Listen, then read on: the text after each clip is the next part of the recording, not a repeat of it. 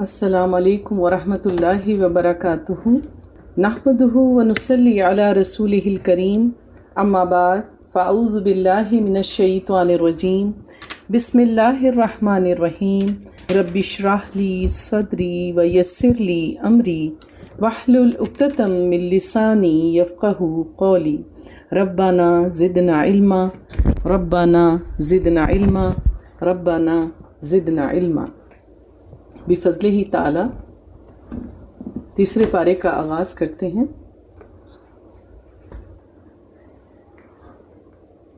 اعوذ باللہ من الشیطان الرجیم، بسم اللہ الرحمن الرحیم۔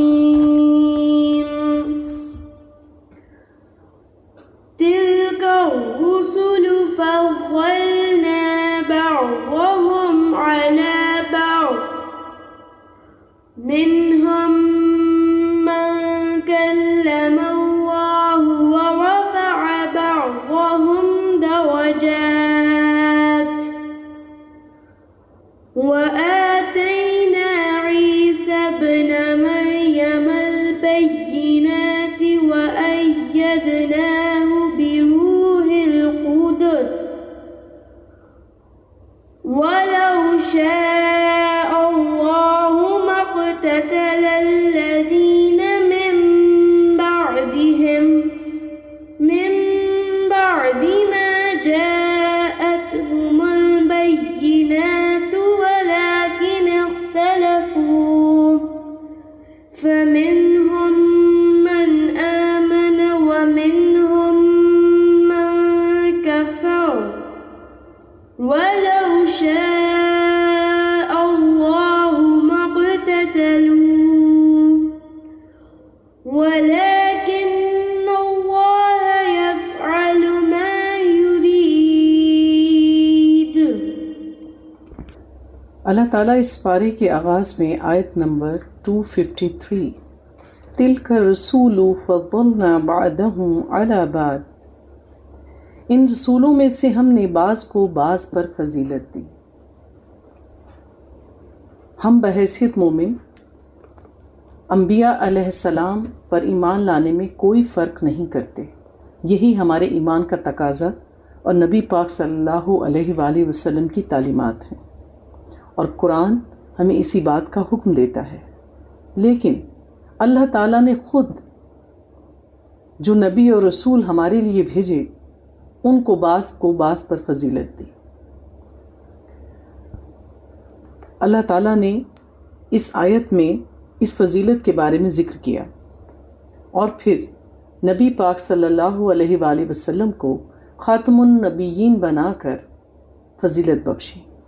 اسی طرح اللہ تعالیٰ نے حضرت موسیٰ علیہ السلام سے کلام کر ان کو کلیم اللہ بنا دیا، حضرت ابراہیم علیہ السلام سے قربانیاں لے کر اور ان کو قربت کے درجات چڑھا کر خلیل اللہ بنا دیا، حضرت اسماعیل علیہ السلام کی جان کی قربانی مانگ کر ذبیح اللہ بنا دیا، اور عیسیٰ ابن مریم کو کلمہ کن کہہ کے پیدا کیا اور انہیں رہتی دنیا تک کے لیے نشانی بنا دیا۔ تو یہ اللہ کا اذن ہے، وہ جس کو چاہتا ہے اپنی فضیلت سے نواز دیتا ہے۔ تو اس سے ہمیں یہ سبق ملتا ہے کہ جب اللہ تعالیٰ کسی کو اپنے خاص فضل سے نوازے تو اس میں اللہ کی بہترین حکمت ہے، اس کی چوائس ہے، وہ جانتا ہے کہ کس کو میں نے کیا عطا کرنا ہے۔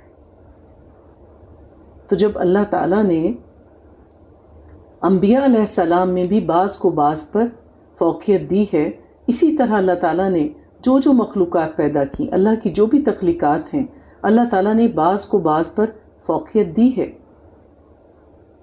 جیسے ہم رمضان کے مہینے کو ہی دیکھتے ہیں کہ اللہ تعالیٰ نے اس میں قرآن کو نازل فرما کر اس کو باقی تمام مہینوں پر فضیلت بخشی۔ پھر اللہ فرماتے ہیں ان میں سے وہ بھی تھے جن سے اللہ نے کلام فرمایا، اور بعض کے درجات کسی اور اعتبار سے اللہ تعالیٰ نے بڑھا دیے۔ اللہ تعالیٰ کہتے ہیں کہ ہم نے عیسیٰ ابن مریم کو بڑے کھلے معجزے کے ذریعے سے پیدا کیا اور ان کی حضرت جبریل علیہ السلام کے ساتھ مدد فرمائی۔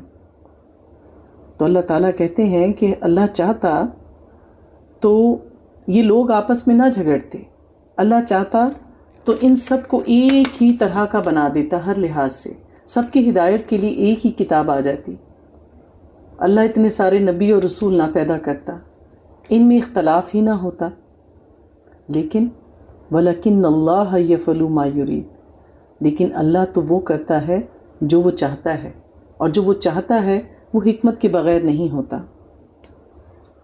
اللہ تعالیٰ آیت نمبر 254 میں فرماتے ہیں یا ایھا الذین آمنوا انفقوا مما رزقناکم من قبل ان یأتی یوم لا بیع فیہ ولا خلہ۔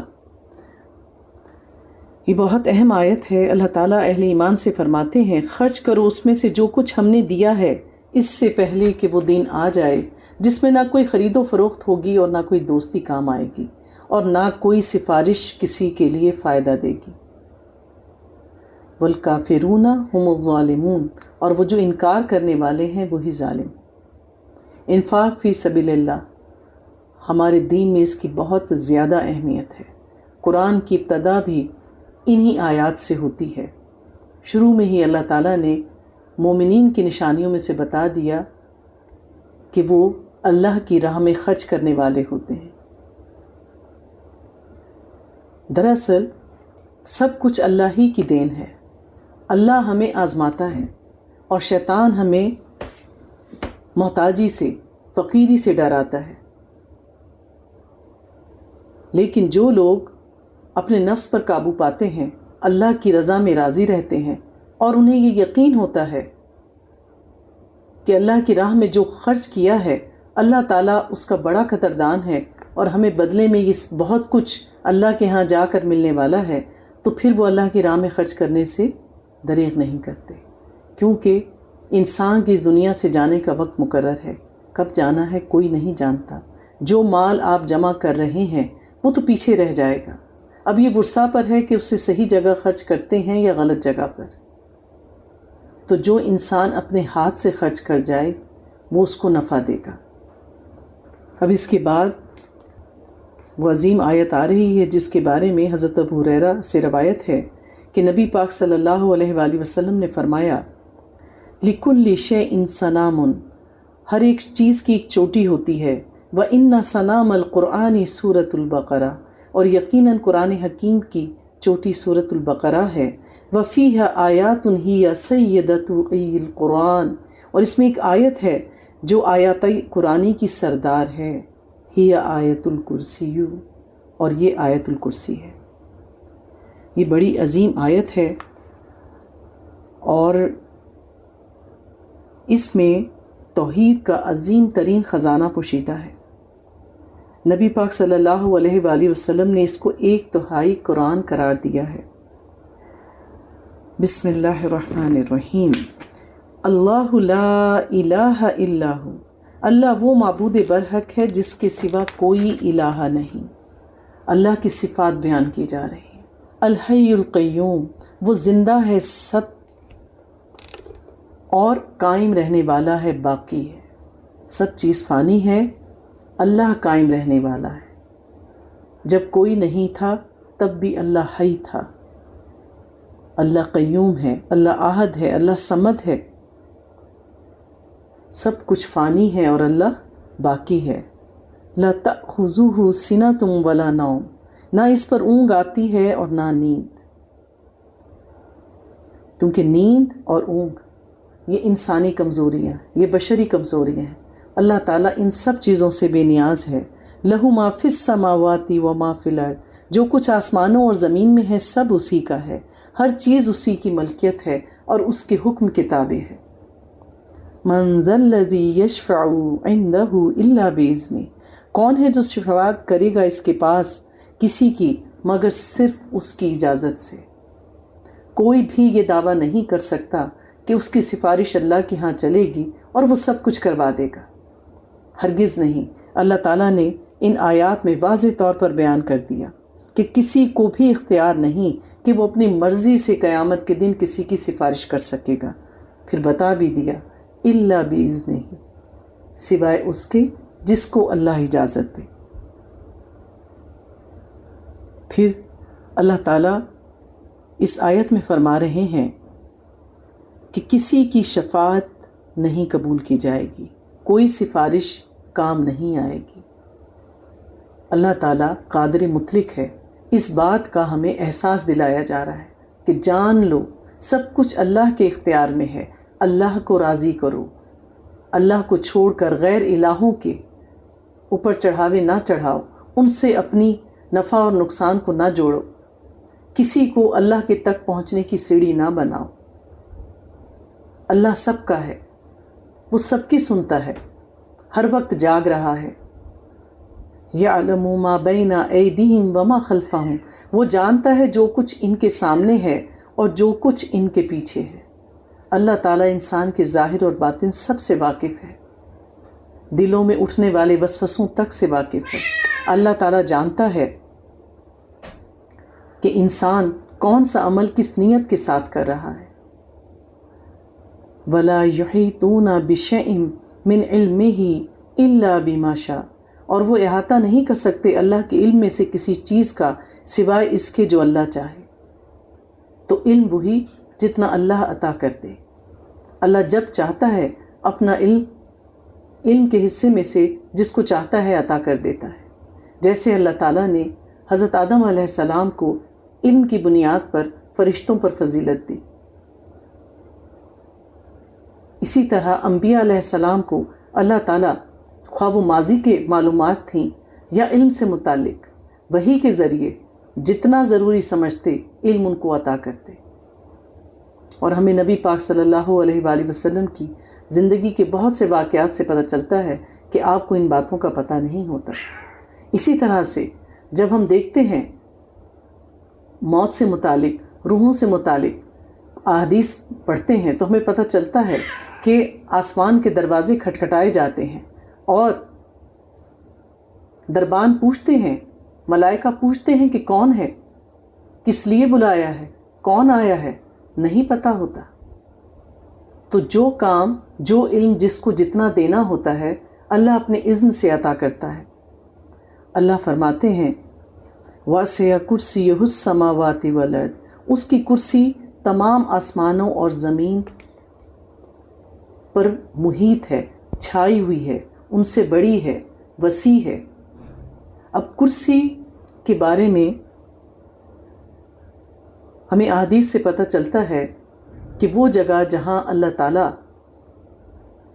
کے پاؤں ہوں گے وہ کرسی ہے۔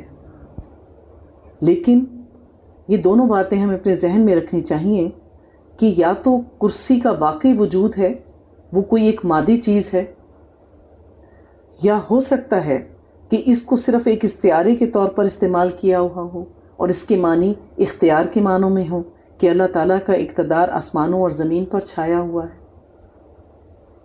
ایک اللہ کا عرش ہے۔ ہم قرآن کی آیات سے اور حدیث نبوی سے ہی استدلال کرتے ہیں کہ اللہ تعالیٰ کا عرش ہر چیز سے بڑا ہے۔ اللہ کی تخلیقات میں سب سے بڑی چیز کیا ہے؟ اللہ کا عرش ہے۔ اور کرسی وہ جگہ ہے جہاں اللہ تعالیٰ کے پاؤں ہوں گے، جو وضاحت ہمیں احادیث سے پتہ چلتی ہے۔ باقی بہترین علم اللہ ہی کے پاس ہے۔ وَلَا يَؤُودُهُ حِفْظُهُمَا، اور اس پر گراں نہیں گزرتی ان دونوں کی حفاظت۔ وَهُوَ الْعَلِيُّ الْعَظِيمُ، اور وہ بلند و بالا اور بڑی عظمت والا ہے۔ زمین اور آسمان کا نظام چلانا اللہ کے لیے کچھ بھی مشکل نہیں۔ اللہ تعالیٰ ہر چیز کو چلا رہا ہے اپنے اذن سے، ہر چیز کی نگرانی کر رہا ہے۔ پلک جھپکنے کے برابر بھی اس کو آرام کی ضرورت نہیں، اور ان سب کے نظام کو چلانے میں اس کو کوئی گھبراہٹ، کوئی اکتاہٹ، کوئی کمزوری لاحق نہیں، اور اللہ تعالیٰ سب سے بلند و بالا اور عظیم ہے۔ ہمیں اس آیت کو پڑھ کر اللہ تعالیٰ کی ذات سے متعلق وحدانیت، حی اور قیوم ہونا، لیسا کمثلہ شیء، اس کے جیسا کوئی بھی نہیں، لہٰذا ہم اللہ کی ذات کو کسی اور چیز سے تشبیہ نہیں دے سکتے، نہ کسی کو اس جیسی تشبیہ دے سکتے ہیں۔ یہ ہمارے ایمان کے منافی ہے۔ اس میں اللہ تعالیٰ کی ذات کا تعارف ہے۔ پھر اللہ آیت نمبر 256 میں فرماتے ہیں لا اکراہ فی الدین. کتنی خوبصورت بات ہے، دین میں کوئی جبر نہیں. اسلام ہمیں اس بات کی اجازت نہیں دیتا کہ ہم کسی کو زور زبردستی دھمکی سے یا لالچ سے مسلمان کریں. جو بھی دین اسلام کے دائرے میں داخل ہو وہ اپنی پوری رضامندی سے داخل ہو. ہاں، دین کی تبلیغ کرنا، دین کا پرچار کرنا، دین اسلام کی باتوں کو دوسروں تک پہنچانا ہمارا مذہبی فریضہ ہے، لیکن کسی کو جبراً مسلمان بنانا حرام ہے. پھر اللہ تعالیٰ نے قرآن کو نازل کر کر نور اور ظلمت کو واضح کر دیا. قد تبین الرشد من الغی، ہدایت اور گمراہی واضح ہو چکی. کیا کون کافر ہے اور کون مومن ہے، اللہ تعالیٰ نے واضح کر دیا. کیا صحیح ہے کیا غلط ہے، قرآن کو فرقان بنا دیا. تو اللہ تعالیٰ فرماتے ہیں فَمَن يَكْفُرْ بِالطَّاغُوتِ، تو جو کوئی بھی طاغوت کا انکار کرے. طاغوت کیا ہے؟ ہر وہ سرکش قوت جو اللہ تعالیٰ کی اطاعت سے روکے، اس میں رکاوٹ ہو، وہ طاغوت ہے. جو بھی کوئی اللہ کی حدود اور بندگی سے تجاوز کرتا ہے وہ طاغوت ہے. تو طغی کیا ہے؟ سرکشی ہے، اللہ کے احکامات سے ٹکرانا اور اس کے خلاف جانا، وہی طاغوت ہے. اور اللہ فرماتے ہیں وَيُؤْمِن بِاللَّهِ، اور پھر اللہ پر ایمان لائے. تو جو کوئی طاغوت کا انکار کرے گا، ہر اس سرکش قوت، نفسانی خواہش، انسان، ضروریات، وسائل جو اللہ کے حکم کے منافی ہیں، ان کا انکار کرے گا، ان سے دور رہے گا. وَيُؤْمِن بِاللَّهِ، اور اللہ پر ایمان لائے گا، اپنا نفع نقصان اللہ سے جوڑے گا. فَقَدِ اسْتَمْسَكَ بِالْعُرْوَةِ الْوُثْقَىٰ، تو اس نے بہت مضبوط حلقہ تھام لیا. تو اس سے بڑھ کر عقلمند کوئی نہیں. جو اللہ کو چھوڑ کر لوگوں کو، انسانوں کو، مردوں کو، دنیاوی اسباب کو اپنا سہارا سمجھتے ہیں، دراصل ان سے بڑھ کر بے وقوف اور جاہل کوئی نہیں. تو اللہ تعالیٰ کیا کہہ رہے ہیں کہ جو اللہ پر ایمان لائے فقد استمسک بالعروۃ الوثقیٰ، تو اس نے بہت مضبوط حلقہ تھام لیا.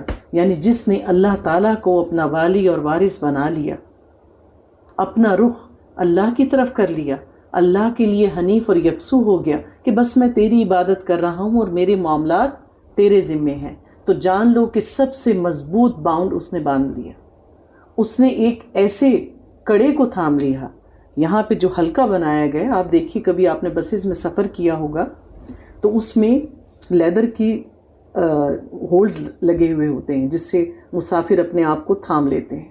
تو جب اس کو پکڑ لیتے ہیں تو انہیں ہوتا ہے کہ جب اگر کوئی بریک آیا بس کے سفر کے دوران تو وہ گریں گے نہیں، ہے نا، حالانکہ وہ تو دنیا کی بنی ہوئی چیز ہے.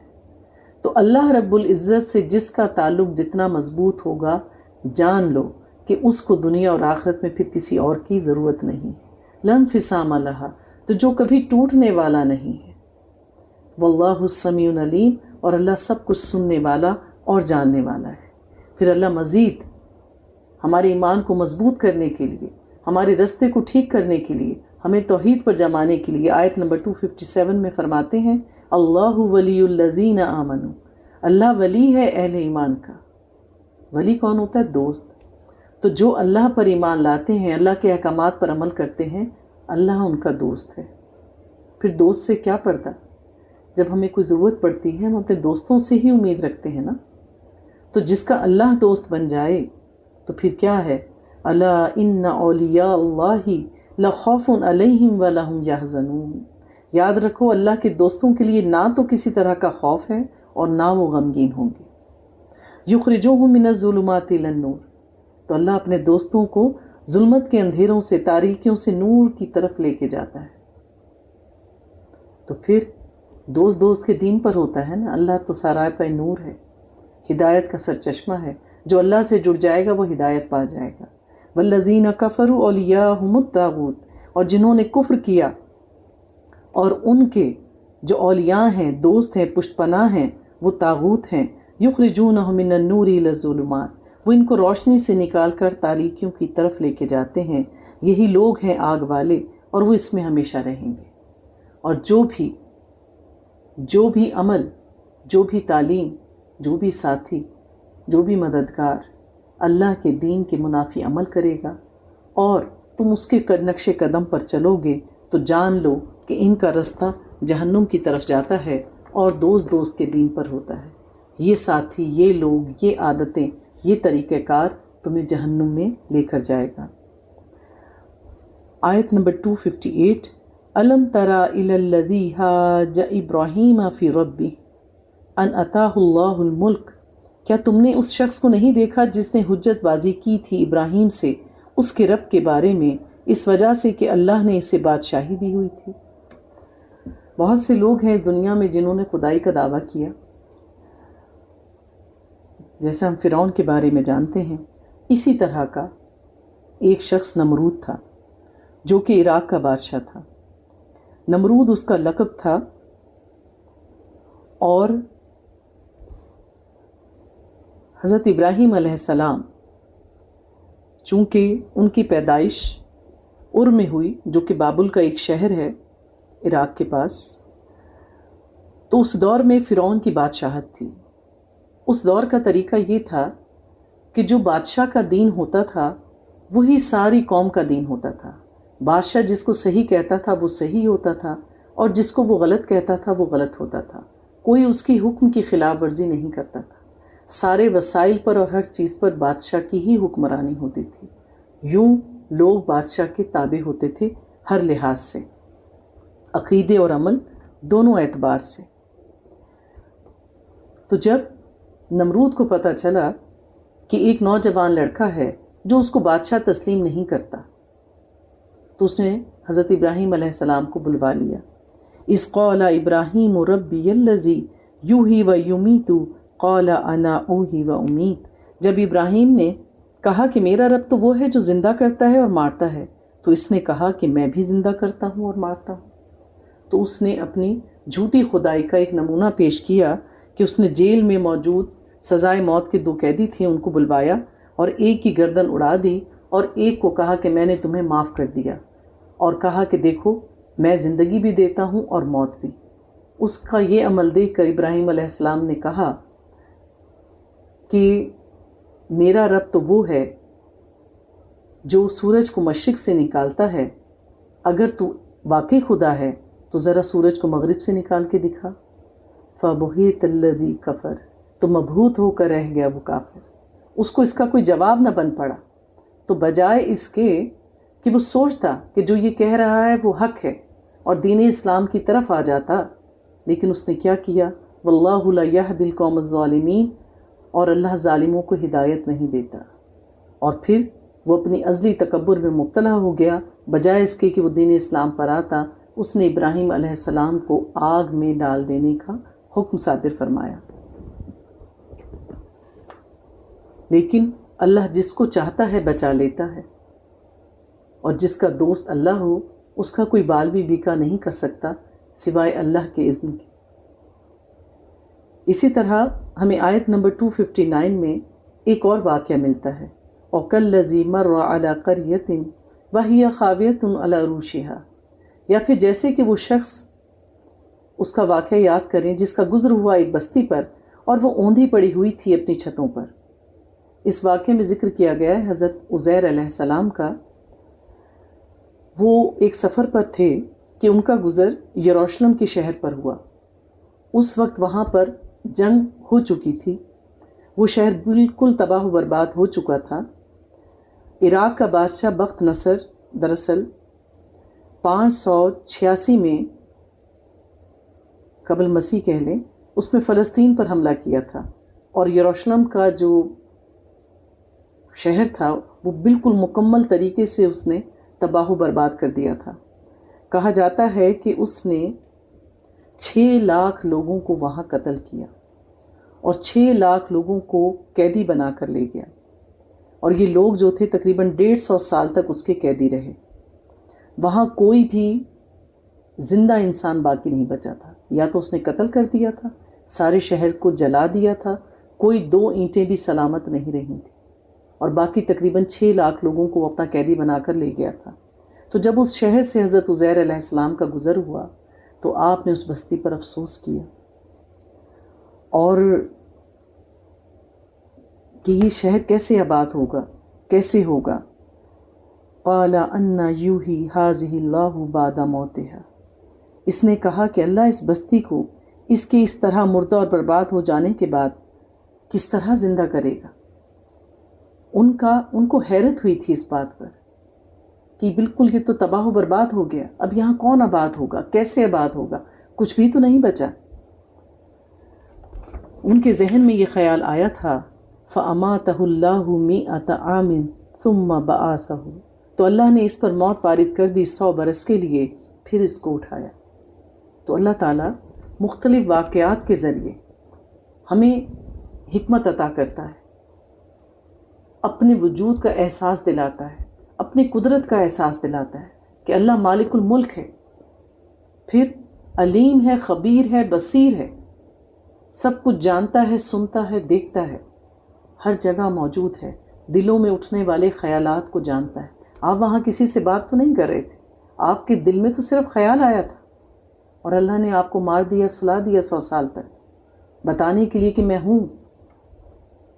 اور پھر آخرت پر ایمان لانے کے لیے، کیونکہ لوگ ایمان تو لے آتے ہیں، عقیدہ آخرت انتہائی کمزور ہوتا ہے، جیسا کہ مشرکین مکہ کا تھا. اس واقعہ کے بیان کرنے کی وجہ بھی یہی ہے قرآن میں، کیونکہ وہ مرنے کے بعد دوبارہ زندہ ہونے اور پھر سوال جواب دینے اس پر یقین نہیں رکھتے تھے. پھر پوچھا کتنا عرصہ یہاں رہے ہو؟ کہنے لگا 1 دن یا 1 دن کا کچھ حصہ. ان کو ایسا محسوس ہوا کہ بس میں تھوڑی دیر سویا تھا، یہاں پہ بیٹھا، آنکھ لگ گئی تو تھوڑا دن کا حصہ. اللہ تعالیٰ نے فرمایا بلکہ تم پورے 100 سال اس حال میں رہے. پھر فرمایا اللہ نے فانظر الی طعامک و شرابک لم یتسنہ، تو ذرا تم اپنے کھانے اور مشروب کو تو دیکھو، کیا یہ خراب ہو گئے ہیں، یہ کوئی بوسیدہ ہو گئے ہیں؟ ان میں سے کوئی بھی چیز جو تھی وہ گلی سڑی نہیں تھی. آپ رکھ کے تو دیکھیے کوئی کھانا بغیر کسی فریج یا کسی اس طرح کی چیز کے کتنی دیر تک ٹھیک رہے گا. 100 سال تک ان کا پانی اور کھانا اسی حال میں موجود رہا. پھر اللہ تعالیٰ نے اشارہ کیا کہ ذرا اپنی بائیں طرف اپنے گدھے کو تو دیکھو. حضرت عزیر کی جو سواری کا گدھا تھا اس عرصے میں بالکل ختم ہو چکا تھا، اس کی ہڈیاں بسیدہ ہو گئی تھیں، گل اس کا گوشت جو تھا اس کے ہڈیوں پر باقی نہیں رہا تھا، ایک ڈھانچہ، ایک پنجر ایک طرف کھڑا ہوا تھا. وَلِنَجْعَلَكَ آیَاتٍ لِلنَّاسِ، اور تاکہ ہم تمہیں لوگوں کے لیے ایک نشانی بنا دیں. تو اللہ نے فرمایا اے عزیر، ہم نے خود تمہیں لوگوں کے لیے ایک نشانی بنایا ہے، اس لیے ہم تمہیں اپنی نشانی دکھا رہے ہیں تاکہ تمہیں یقین ہو جائے کہ اسی طرح سے جب تمہاری ہڈیاں قبروں میں بسیدہ ہو جائیں گی، گل سڑ جائیں گی، تمہارے وجودوں پہ گوشت باقی نہیں رہے گا، تو اللہ تعالیٰ قیامت کے دن جب نفخ میں سور پھونکی جائے گی تو سب کے جسم پر گوشت پوش اسی طرح سے چڑھا دے گا اور اپنے سامنے پیش کر دے گا. پھر اللہ تعالیٰ نے ان کو یہ کر کے دکھایا. اب ان ہڈیوں کو دیکھو کس طرح ہم انہیں اٹھاتے ہیں، پھر تمہاری نگاہوں کے سامنے ان کو گوشت پہناتے ہیں.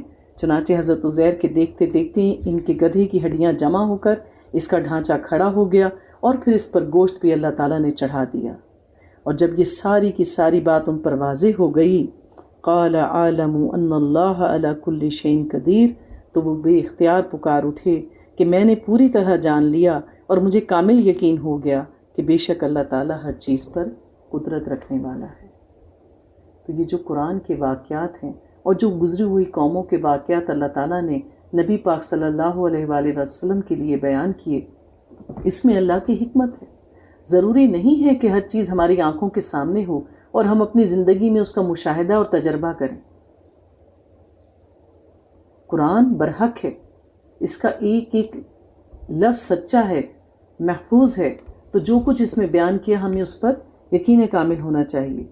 آیت نمبر 260 وَإِذْ قَالَ إِبْرَاهِيمُ رَبِّ أَرِنِي كَيْفَ تُحْيِي الْمَوْتَى، اور یاد کرو جب ابراہیم نے بھی کہا تھا پروردگار ذرا مجھے مشاہدہ کرا دے کہ تو مردوں کو کیسے زندہ کرے گا. اب کیا ہم یہ سمجھیں کہ ابراہیم علیہ السلام اللہ تعالیٰ کے نبی تھے، اللہ تعالیٰ کے خلیل ہیں؟ کیا ان کو یقین نہیں تھا؟ ایسا نہیں تھا. ہم انسان ہیں، ہمارے دل میں خیالات آتے ہیں، اس لیے کیا کہا ہے عین الیقین. وہ عین الیقین چاہتے تھے، حق الیقین چاہتے تھے کہ کیسے ہوگا. کریوسٹی تو ہوتی ہے نا، تو اللہ تعالیٰ نے اس کو پورا کر کے دکھا دیا۔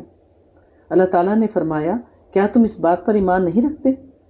حضرت ابراہیم نے کہا کیوں نہیں اللہ، میں رکھتا ہوں، لیکن میں چاہتا ہوں کہ میرا دل پوری طرح سے مطمئن ہو جائے۔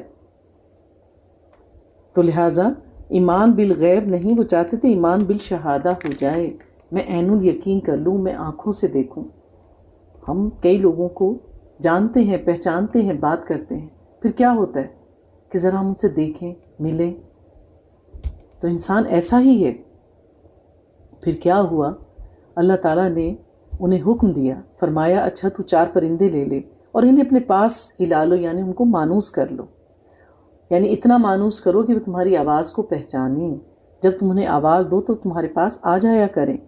پھر کیا کہا کہ پھر تم ان کو ایک دن اکٹھا کرو، ان کے ٹکڑے کر کے ہر پہاڑ پر ان کا ایک ایک ٹکڑا رکھ دو، ان 4 پرندوں کو ذبح کرو، ان کے ٹکڑے کرو، اور الگ دور دور، یعنی ان کے جسم کے الگ الگ حصے، کسی کا سر، کسی کا پاؤں، کسی کے جسم کا حصہ، سب کے حصے الگ الگ کرو اور دور دور پہاڑوں پر ان کو رکھ دو۔ ثم ادعوہن یاتینک سعیا، پھر ان کو پکارو تو وہ تمہارے پاس دوڑتے ہوئے آئیں گے۔ تو پھر حضرت ابراہیم علیہ السلام نے 4 پرندوں کے سر، دھڑ، ٹانگیں اور ان کے پر علیحدہ علیحدہ کیے، اور پھر ان کو الگ الگ پہاڑوں پر رکھ دیا، اور اس طرح ان کے جسم کے مختلف حصے جو تھے ان کو تقسیم کر دیا۔ اور پھر کیا ہوا کہ اللہ کے کہنے پر جب انہوں نے ان پرندوں کو پکارا جس طرح کہ وہ ان کو پکارا کرتے تھے، تو پھر انہوں نے کیا دیکھا کہ وہ سارے پرندے جڑ کر، زندہ ہو کر ابراہیم علیہ السلام کے پاس دوڑتے ہوئے آ گئے۔ وَعْلَمْ أَنَّ اللَّهَ عَزِيزٌ حَكِيمٌ، اور اس بات کو جان لو کہ اللہ تعالیٰ زبردست اور کمال حکمت والا ہے۔ تو یوں اللہ تعالیٰ نے حضرت عزیر علیہ السلام کو، حضرت ابراہیم علیہ السلام کو اس کا مشاہدہ کروایا، جیسے نبی پاک صلی اللہ علیہ وآلہ وسلم کو واقعہ معراج پیش آیا، آپ کو جنت اور دوزخ کا مشاہدہ کروایا گیا، پھر آپ کو انبیاء علیہ السلام دکھائے گئے، ان کی امتیں دکھائی گئیں، پھر اللہ تعالیٰ نے آپ پر غیب کے علم میں سے بہت سی چیزوں کو ظاہر کیا، کیونکہ جب آپ آنکھ سے دیکھ لیتے ہیں تو آپ کے دل کو جو ٹھارس نصیب ہوتی ہے وہ صرف بات سے نہیں ہوتی۔ اس کا یہ مطلب نہیں ہے کہ انہیں یقین نہیں تھا، ایمان نہیں تھا، ایسا نہیں ہے، یہ اللہ کا ایک انداز ہے۔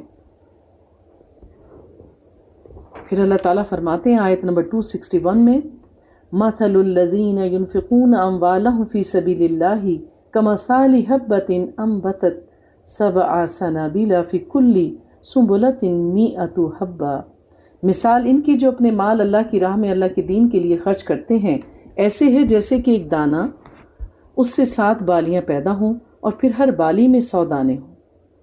اللہ تعالیٰ نے مثال دے کر مومن کی نیکیوں کی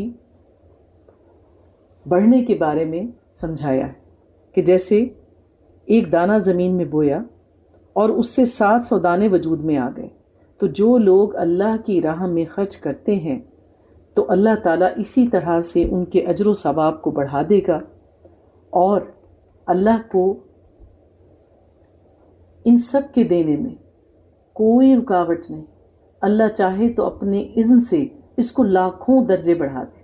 700 گنا کی تو مثال دی گئی ہے، اور اللہ چاہے تو جتنا مرضی اس کو بڑھا دے۔ واللہ یضاعف لمن یشاء، اور اللہ جس کو چاہتا ہے اس کو بڑھا کر عطا کرتا ہے۔ واللہ واسع علیم، اللہ بڑی وسعت والا اور سب کچھ جانے والا ہے۔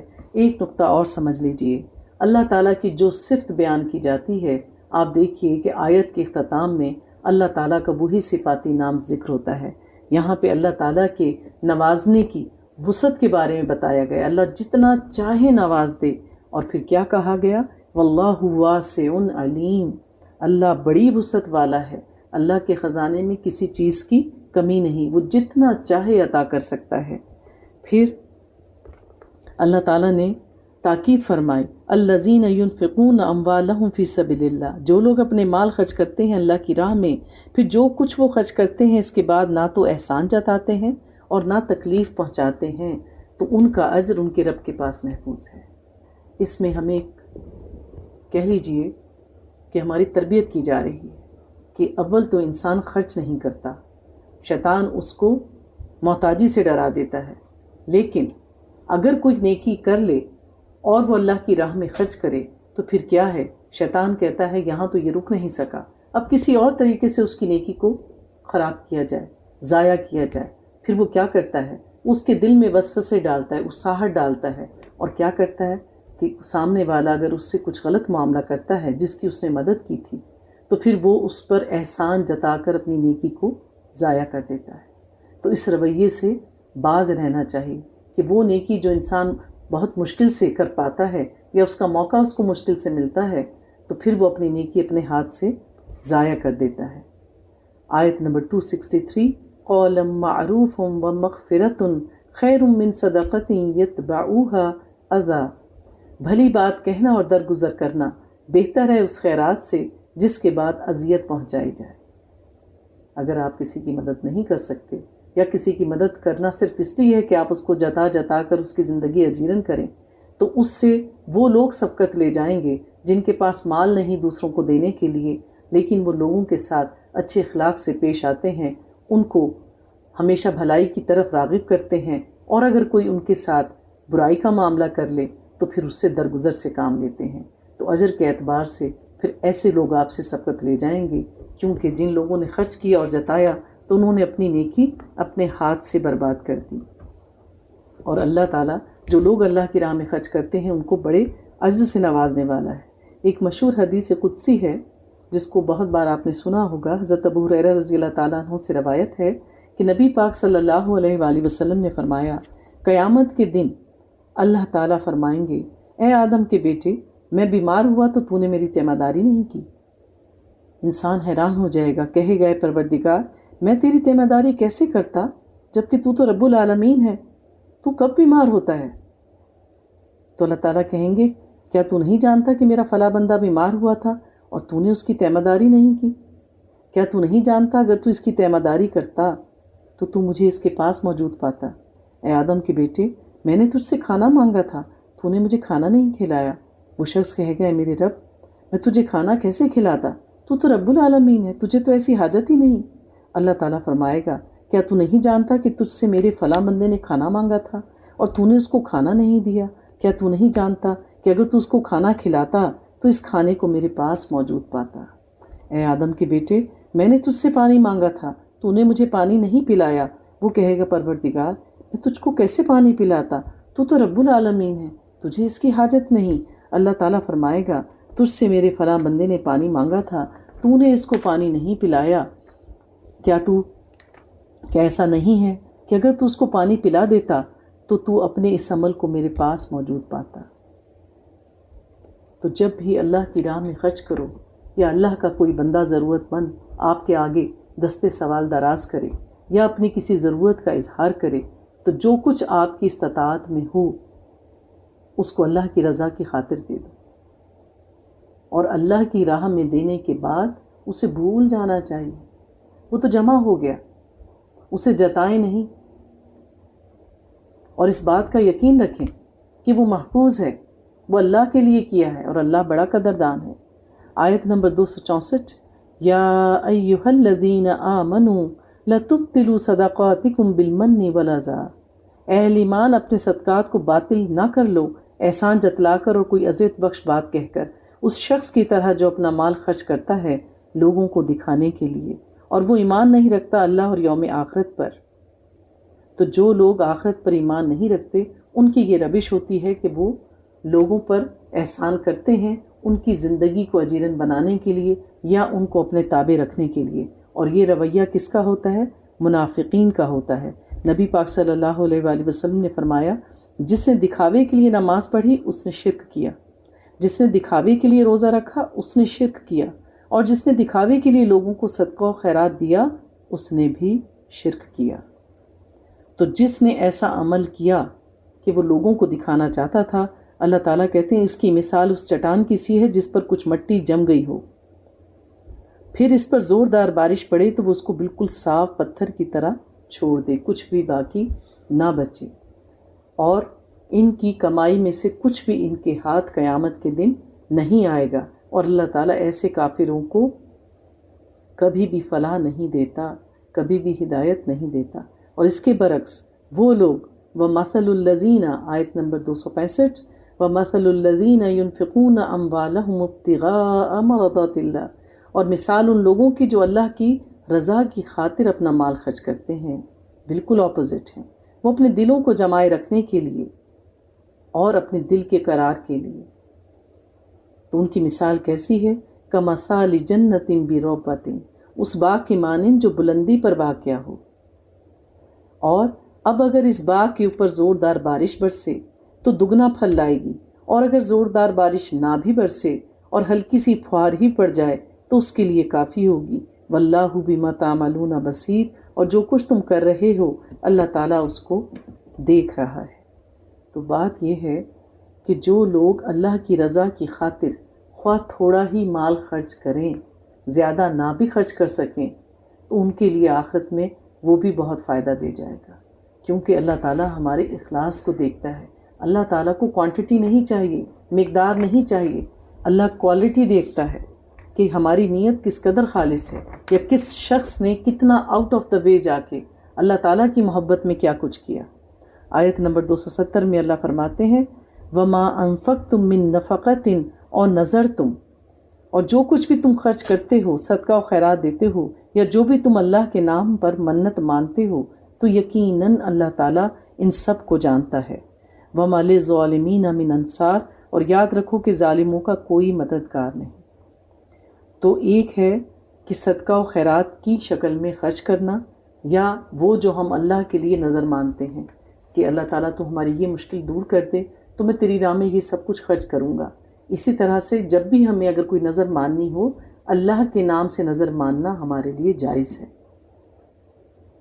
عمرے کی نظر کر سکتے ہیں، حج کی نظر کر سکتے ہیں، نفلی روزہ رکھنے کی نظر کر سکتے ہیں، کوئی مال و اسباب اللہ کی راہ میں خرچ کرنے کی نظر کی جا سکتی ہے۔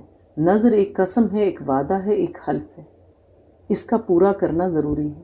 اور اگر کوئی اس دنیا سے چلا جائے اور اس نے کوئی نظر مانی ہو آپ کے ماں باپ میں سے، تو پھر ان کے ورثاء کے ذمے، ان کے اولاد کے ذمے ہے کہ وہ اپنے ماں باپ کی نظر کو پورا کریں گے۔ اسی طرح آیت نمبر 273 273 میں لِلْفُقَرَاءِ الَّذِينَ أُحْصِرُوا فِي سَبِيلِ اللَّهِ، یہ ان ضرورت مندوں کے لیے ہے جو زمین میں دوڑ دھوپ نہیں کر سکتے اپنا کسب کمانے کے لیے۔ تو جو صدقہ خیرات زکوٰۃ نکالی جائے اس میں ان لوگوں کا بھی حصہ ہے جو دین کی تبلیغ اور ترویج کے لیے دن رات اس میں جتے رہتے ہیں، اور اس مصروفیت کی وجہ سے وہ اپنے معاش کی طرف اتنی توجہ نہیں دے پاتے۔ ان کی مثال کیسے ہے؟ جیسے رسول اللہ صلی اللہ علیہ وآلہ وسلم کے دور میں اصحاب صفہ تھے، وہ صحابہ کرام جو ہم وقت نبی پاک کی محفل میں موجود رہتے، ان سے علم حاصل کرتے۔ تو جو شخص دن رات علم سیکھنے میں لگا رہے، درس و تدریس میں لگا رہے، تبلیغ دین کے لیے اپنی زندگی وقف کر دے، تو ایسے لوگوں پر صدقات و خیرات اور زکوٰۃ دی جا سکتی ہے، کیونکہ وہ کمانے کے لیے اپنا وقت نہیں نکال پاتے۔ پھر اسی طرح اللہ فرماتے ہیں کہ وہ لوگ جو اپنی کم علمی کی وجہ سے ایسے لوگوں کو خوشحال خیال کرتے ہیں، ان کی خودداری کی وجہ سے اللہ تعالیٰ ان کو نصیحت کرتے ہیں تعرفوہم بسیماہم، تم پہچان لو گے انہیں ان کے چہروں سے۔ ایک ہوتا ہے فقیر اور ایک ہوتا ہے مسکین۔ اس کی کئی بار قرآن میں وضاحت آ چکی ہے۔ فقیر تو وہ لوگ ہیں جن کے پاس کچھ نہیں ہے، کچھ نہیں ہے تو لگتا ہے انا اور خودداری بھی نہیں، وہ لوگوں سے چپٹ کر بار بار کہہ کر انہیں زج کر اپنا سوال پورا کروا ہی لیتے ہیں۔ لیکن مسکین لوگ جو دنیا میں سفید پوشی کا بھرم بھی رکھتے ہیں، وہ لوگوں سے لپٹ کر نہیں مانگتے، اور ان کی سفید پوشی اور وزاداری کی وجہ سے لوگ سمجھتے ہیں کہ یہ خوشحال ہے۔ نہیں، غور کریں، آپ ان کو ڈھونڈ لیں گے۔ آپ اس کو ایم بنائیں کہ اب جو آپ صدقہ خیرات اور زکوٰۃ نکالیں گے، آپ مستحقین کو، ان مسکین لوگوں کو ڈھونڈ کر پہنچائیں گے، کیونکہ فقیر تو مانگ کر لے ہی جائیں گے۔ ان کے گھروں میں خود جائیں، دیکھیں، نشانیوں سے پہچانیں، ضروری نہیں جتا کر دیں۔ دینے کے بہت سے طریقے ہیں، ہمارا دین ہمیں حکمت بھی سکھاتا ہے۔ اور پھر سب سے پہلے اپنے عزیز و اقارب میں غور کریں، دوست احباب میں، ارد گرد رہنے والوں میں ایسے بہت سے لوگ آپ کو مل جائیں گے جو باوجود اس کے کہ وہ کچھ نہ کچھ کماتے ہیں لیکن ان کی ضروریات پوری نہیں ہوتی۔ پھر اللہ تعالیٰ فرماتے ہیں آیت نمبر 275 275 الذین یأکلون الربا، بہت اہم آیت ہے، وہ لوگ جو سود کھاتے ہیں۔ اور پھر وہ کیا کہتے ہیں؟ ذالک بأنہم قالوا انما البیع مثل الربا، اور وہ یہ کہتے ہیں کہ بیع بھی تو سود ہی کی طرح ہے، یعنی تجارت اور سود کو اپنی جہالت کی وجہ سے برابر قرار دیتے ہیں۔ اس کی مثال تو ایسے ہی ہو گئی کہ کوئی شخص کوئی مال خریدے، مثال کے طور پر کسی نے ایک سوٹ خریدا 1000 کا، اور وہ سامنے والے کو کہتا ہے کہ اگر آپ اس کو 1200 میں لیتے ہیں تو میں آپ کو دے دیتا ہوں، اور یوں ان کا لین دین طے ہو جاتا ہے۔ وہ اپنا 1000 کا سوٹ 1200 میں دوسرے کو فروخت کر دیتا ہے۔ یہ جو 200 روپے اس نے کمائے، یہ اس نے اس پر منافع کمایا اور اس کی رضامندی سے لیا، وہ اس پر ایگری ہوا، یہ تجارت ہے۔ اب ایک شخص پریشان تھا، بیمار تھا، کوئی بھی وجہ تھی، وہ کسی دوسرے شخص کے پاس آتا ہے اور کہتا ہے مجھے ضرورت ہے، مجھے 1000 روپیہ ادھار دے دو۔ وہ کہتا ہے دے تو دوں گا، لیکن جب تم اسے مجھے واپس کرو گے، چونکہ میں اس سے فلاں کام کرتا تھا، تو تم مجھے اس پر 200 روپے بڑھا کر دو گے، یا جب تک تم مجھے یہ 1000 روپیہ واپس نہیں کرتے، ہر مہینے تم مجھے 100 روپے ایکسٹرا دو گے، جب تک نہیں دیتے۔ تو کیا ہے؟ یہ سود ہے۔ تو سود اور تجارت کیسے برابر ہو سکتی؟ تجارت مرضی سے کی جاتی، سامنے والا اس پر ایگری ہو تو کر لے، نہیں ایگری ہوتا تو نہ کرے۔ جبکہ سود کیا ہے؟ دوسرے کی مجبوری سے فائدہ اٹھانا۔ وہ نہیں چاہتا، کون چاہتا ہے کہ مال پر بڑھا کر دے؟ اس کی مجبوری سے فائدہ اٹھایا گیا۔ اس لیے اللہ تعالیٰ نے کبھی بھی سود میں فائدہ نہیں رکھا۔ سود والا کبھی بھی بڑھتا نہیں ہے، ہمیشہ ان کے دیوالیے ہی ہوتے ہیں۔ جبکہ تجارت انبیاء علیہ السلام کا پیشہ ہے، اس میں ہمیشہ عزت اور نفع ہوتی ہے اور بڑھتی ہے اگر آپ اس میں سے زکوٰۃ نکالتے رہیں، سچائی کے ساتھ اپنا کاروبار کریں۔ اس لیے اللہ تعالیٰ نے تجارت کو حلال قرار دیا ہے اور سود کو حرام قرار دیا ہے۔ اللہ تعالیٰ فرماتے ہیں آیت نمبر 276 میں یمحق اللہ الربا ویربی الصدقات، اللہ تعالیٰ سود کو مٹاتا ہے اور صدقات کو بڑھاتا ہے۔ بڑے بڑے آپ دیکھ لیجئے کہ بینک دیوالیہ ہو جاتے ہیں، اسی طرح سود لینے والے دیوالیہ ہو جاتے ہیں۔ اس کی بہت سی مثالیں آپ کو اپنے ارد گرد ملیں گی اگر آپ تھوڑا سا بھی غور کریں۔ آیت نمبر 280 میں اللہ فرماتے ہیں وَإِن كَانَ ذُو أُسْرَةٍ فَنَظِرَةٌ إِلَىٰ مَيْسَرَةٍ، اگر مقروض تنگ دست ہو تو فراخی حاصل ہونے تک اسے مہلت دو۔ ہمارا دین امن والا دین ہے، ہمارا دین ہمیں معاشرت سکھاتا ہے۔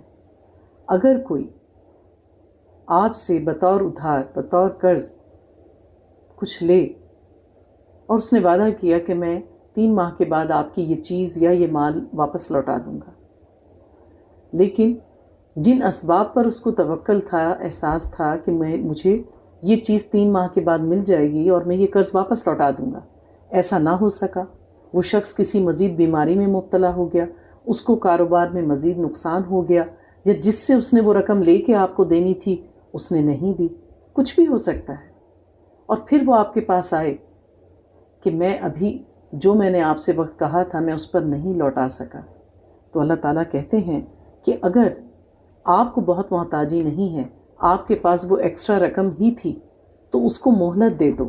اللہ کے نزدیک یہ انتہائی باعث اجر بات ہے، ان کنتم تعلمون، اگر تم جانتے ہو۔ اس پیسے سے وقتی طور پر آپ کتنا کما لو گے، اور آپ نہیں جانتے کہ اللہ آپ کو اس کے بدلے کتنا اجر دینے والا ہے۔ یہ تو انتہائی نفع بخش کاروبار ہے کہ آپ اپنی رقم کسی ضرورت مند کو بطور ادھار دیں، اس سے دعائیں لیں اور آخرت میں اللہ تعالیٰ سے اجر سمیٹیں۔ آیت نمبر 282 میں اللہ فرماتے ہیں یا ایھا الذین آمنوا اذا تداینتم بدین الی اجل مسمی فاکتبوہ، بہت خوبصورت نصیحت ہے، بہت فائدہ مند نصیحت ہے جو اللہ تعالیٰ نے فرمائی۔ اے اہل ایمان، جب بھی تم قرض کا کوئی معاملہ کرو ایک وقت معین تک کے لیے تو اس کو لکھ لیا کرو. یعنی جب کوئی قرض لیا جائے اور اس کی ایک مدت طے ہو کہ فلاں وقت پر ادا کیا جائے گا، تو پھر اللہ تعالیٰ نے کہا ہے کہ اس کو لکھ لو. اس کا ایک ریٹن ایگریمنٹ ہونا چاہیے. اور پھر لکھنے والوں سے متعلق اللہ تعالیٰ نے ہدایت دی، اور چاہیے کہ اس کو لکھنے کے لیے کوئی لکھنے والا تمہارے مابین عدل کے ساتھ لکھے. اب دو لوگوں کے درمیان ایگریمنٹ ہو رہا ہے تو آپ کسی تیسرے شخص کو درمیان میں رکھیں، وہ آپ کا گواہ بھی ہوگا اور آپ کے لیے کتابت کرے گا. اور جو لکھنا جانتا ہو وہ لکھنے سے انکار نہ کرے جس طرح اللہ نے اس کو سکھایا ہے، پس چاہیے کہ وہ اس کو لکھ دے. کیونکہ ہر کوئی جو ہے یہ جو کہہ سکتے ہیں سرکاری زبان میں جو ڈاکومنٹیشن کے الفاظ ہوتے ہیں یا ریکوائرمنٹس ہوتی ہیں وہ ہر ایک کو نہیں آتی. جیسے آج کل تو لوگ وکیل ہائر کر لیتے ہیں، ایک چیز بن گئی. اب پچھلے ادوار میں تو وکیل نہیں ہوا کرتے تھے، تو لوگ اس ہر شخص کو لکھنا پڑھنا بھی نہیں آتا تھا. تو پھر کیا تھا کہ یہ لوگ بغیر کسی اجرت کے لیے پڑھا لکھا شخص اپنی سروسز ان کو دیا کرتا تھا، یہ کام ان کے لیے کر دیا کرتا تھا. تو کیا ہے کہ جو لکھنا پڑھنا جانتا ہو وہ اس چیز سے انکار نہ کرے. اور املا وہ شخص کرائے جس پر حق آتا ہے، یعنی جس نے قرض لیا ہے وہ دستاویز کی جو عبارت ہے وہ نوٹ کروائے گا کہ میں ان شرائط پر یہ چیز لے رہا ہوں. جو دے رہا ہے وہ کتابت نہیں کروائے گا. وَلْيَتَّقِ اللَّهَ رَبَّهُ، اور وہ اللہ سے ڈرتا رہے اپنے رب سے. یعنی جو کچھ لکھوائے وہ ایمانداری کے ساتھ لکھوائے اور اس میں کسی چیز کی کمی نہ کرے. پھر اگر وہ شخص جس پر حق عائد ہوتا ہے وہ ناسمجھ ہے، ضعیف ہے، یعنی جو شخص قرض لے رہا ہے وہ ضعیف العقل ہے، اس سے اتنی سمجھ نہیں ہے کہ میں کن الفاظ میں کیسے یہ ساری بات بیان کروں، تو پھر کیا ہے، تو جو اس کا ولی ہو وہ انصاف کے ساتھ لکھوا دے. وہ اپنی طرف سے کسی دوسرے شخص کو بھی مقرر کر سکتا ہے کہ یہ سامان میں نے لیا ہے یا یہ قرض میں نے لیا ہے، میری طرف سے یہ میرا دوست یا میرا بھائی یا میری جان پہچان کا کوئی شخص جو ہے وہ املا کروائے گا. یعنی وہ کسی کو اپنا ولی یا وکیل مقرر کر سکتا ہے. پھر اللہ تعالیٰ نے مزید اس سلسلے میں ہماری رہنمائی فرمائی ہے، وَاسْتَشْهِدُوا شَهِيدَيْنِ مِن رِجَالِكُمْ، اور اس پر گواہ بنا لیا کرو اپنے مردوں میں سے 2 آدمیوں کو. 2 آدمیوں کا اس وعدے پر، اس ایگریمنٹ پر گواہ ہونا بھی ضروری ہے. پھر اگر 2 مرد دستیاب نہ ہوں تو 1 مرد اور 2 عورتیں ہوں. اس آیت پر غیر مسلم لوگ اور وہ لوگ جو دین میں ہر وقت ٹیڑھ نکالنے پر کمر بستہ ہوتے ہیں بڑا اعتراض کرتے ہیں کہ جی دیکھیں عورت کو مرد سے کمتر قرار دیا گیا ہے. ایسا ہرگز نہیں ہے. یہ گواہ تمہارے پسندیدہ لوگوں میں سے ہونا چاہیے، یعنی گواہوں میں سے 1 مرد کا ہونا. پہلی کیا ہے اولین ترجیح کہ 2 مرد مل جائیں. اگر کبھی ایسا ہو کہ 2 مرد میسر نہ ہوں تو 1 مرد ہو جائے اور 2 عورتیں. 2 عورتوں کا ہونا کس لیے کہ عورتوں کے ساتھ نسیان زیادہ ہے. عورتوں پر اگر کوئی غم پریشانی آتی ہے تو ان کو سامنے پڑی ہوئی چیز بھی دکھائی نہیں دیتی، قریب کی بات، کل کی بات بھی یاد نہیں آتی. یعنی ان پر یہ تمام حادثات، واقعات اور چیزیں زیادہ اثر انداز ہوتی ہیں. اللہ تعالیٰ نے اس کے مقابلے میں مرد کو قوام بنایا ہے. وہ قوی ہیں جسمانی اعتبار سے، ذہن کے اعتبار سے. اللہ تعالیٰ نے ان کو قوت عطا کی ہے. تو اس لیے اس میں آسانی رکھنے کے لیے کہ اگر کوئی عورت بھول جائے تو دوسری عورت اس کو یاد دہانی کروا دے، کیونکہ عورتوں میں بھولنے کا مادہ زیادہ ہے. پھر اللہ فرماتے ہیں کہ جب گواہوں کو بلایا جائے تو وہ آنے سے انکار نہ کریں، اور جب لین دین کا واقعہ ہو، وہ کام پورا ہونے والا ہو اور کہا جائے کہ جن گواہوں کی موجودگی میں لیا تھا اب میں انہی کی موجودگی میں دینا چاہ رہا ہوں، تو گواہوں کو چاہیے ہے کہ انکار نہ کریں اور اس معاملے میں ان لوگوں کے لیے آسانی پیدا کریں. اللہ کے نزدیک یہ زیادہ انصاف پر مبنی بات ہے اور گواہی کو زیادہ درست رکھنے والی چیز ہے. وَأَدْنَا أَلَّا تَرْتَابُوا، اور یہ اس کے زیادہ قریب ہے کہ تم شبے میں نہ پڑو. یعنی گواہوں کو مقرر کرنا اور جو تمہارے درمیان لین دین ہے، جو ایگریمنٹ طے پایا ہے، اس کو لکھ کر محفوظ کر لینا. جیسے اب کاپیز بھی کر لی جاتی ہیں کہ کاپی آپ کے پاس ہے، ایک کاپی ہمارے پاس ہے، تو یہ زیادہ سیف اور محفوظ طریقہ ہے. اس سے کیا ہوتا ہے کہ آپ کے تعلقات بھی خراب نہیں ہوتے، آپ بھولتے نہیں ہیں، اور انسان کو ایک کانفیڈنس رہتا ہے کہ میرے پاس ایک لکھی ہوئی چیز موجود ہے، سامنے والا اس سے انکار نہیں کر سکتا. الا یہ کہ کوئی تجارتی لین دین ہو جو تم دست بدست کرتے ہو، ہاں اب اگر یہ ہو کہ آپ نے روزمرہ کی چیزیں لینی دینی ہے، آپ کسی سے آ رہے تھے صبح کے وقت کوئی چیز لیں کہ میں شام کو لوٹا دوں گا، تو ایسے چھوٹے موٹے معاملات میں کتابت کرنا، لکھ کے رکھنا یا گواہوں کو پیش کرنا ضروری نہیں ہوتا۔ ہاں اگر مستقبل سے متعلق آپ نے کوئی لین دین کیا ہے، مثال کے طور پر کہ آپ کوئی گاڑی قسطوں پر لیتے ہیں، آپ نے کچھ رقم پہلے ادا کر دی، باقی کی قسطیں مقرر ہو گئیں اور فلاں وقت پر آپ کو وہ چیز ہینڈ اوور ہونی ہے، اس کی کتابت ہونا بھی ضروری ہے۔ اسی طرح سے جو لوگ ذمہ دار ہیں یا جو لوگ کاروبار کرتے ہیں، پورے باغات کا سودا کرتے ہیں، اب ظاہر باغ تو اپنے وقت پر پھل دے گا، لیکن ان کے متعلق جو ایگریمنٹس ہوتے ہیں، معاہدے ہوتے ہیں، وہ پہلے طے پا جاتے ہیں۔ تو ایسے میں کیا ہوتا ہے، کچھ رقم جو ہے وہ بیانے کے طور پہ دے دی جاتی ہے، تو پھر اس کا بھی لکھنا ضروری ہے۔ تو ایسی تجارت، ایسا لین دین جس کا مستقبل میں واقع ہونا ہو اور ابھی وہ چیز نہیں ہوئی، تو ایسی چیز کی کتابت کرنا بھی ضروری ہے تاکہ انسان کا مال جو ہے وہ محفوظ رہے۔ واتقوا اللہ، اور اللہ سے ڈرتے رہو، وَيُعَلِّمُكُمُ اللَّهُ، اور اللہ تمہیں تعلیم دے رہا ہے، وَاللَّهُ بِكُلِّ شَيْءٍ علیم، اور اللہ ہر چیز کا علم رکھنے والا ہے۔ یہ مال، دولت، زمین، یہ سب چیزیں انسان کی آزمائش ہیں، اور شیطان وسوسہ ڈالتا رہتا ہے، وہ طاق میں رہتا ہے، اور آپ نے دیکھا ہوگا زمین کے پیچھے، مال کے پیچھے، جائیداد کی وجہ سے تجارتی لین دین میں اکثر معاملات خراب ہو جاتے ہیں۔ اور آپ دیکھیے اس کے پیچھے پھر وجہ کیا ہوتی ہے کہ کوئی گواہ نہیں ہوتا، لکھا نہیں ہوتا، لوگ جھگڑ رہے ہوتے ہیں کہ میں نے تم پر اعتبار کیا تھا، تمہیں اپنا بھائی سمجھا تھا اور تم نے میرے ساتھ یہ کیا۔ تو جب ہم اللہ کے احکامات پر عمل کریں گے اور ان کو جانیں گے تو اس قسم کی صورتحال کا سامنا نہیں کرنا پڑے گا۔ پھر ایک اور صورتحال کو اللہ نے واضح کیا لین دین کی، آیت نمبر 283، وَإِن كُنتُمْ عَلَى سَفَرٍ وَلَمْ تَجِدُوا كَاتِبًا، اگر تم سفر پر ہو اور کوئی لکھنے والا نہ پاؤ، فَرِحَانٌ مَقْبُوضَةٌ، تو کوئی شے گروی رکھ لو۔